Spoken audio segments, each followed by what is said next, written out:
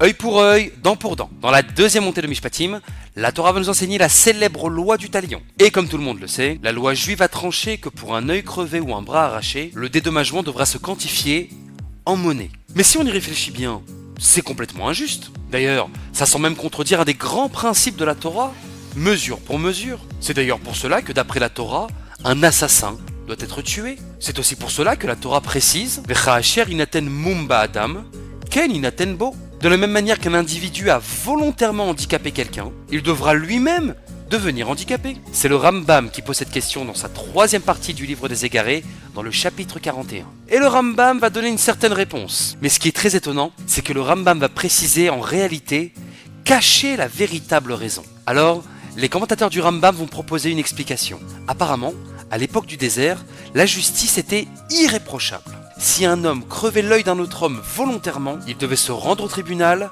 pour qu'on lui retire son œil. Eh oui, Mida, Keneged Mida. Mais cette justice exigeait un sang-froid et une rigueur extrême. Alors finalement, elle a été remplacée par un dédommagement pécunier. Alors de la même manière que nous avons décidé d'adoucir la justice en faisant preuve de pitié, nous espérons en retour que la justice divine nous prendra en pitié et adoucira notre jugement.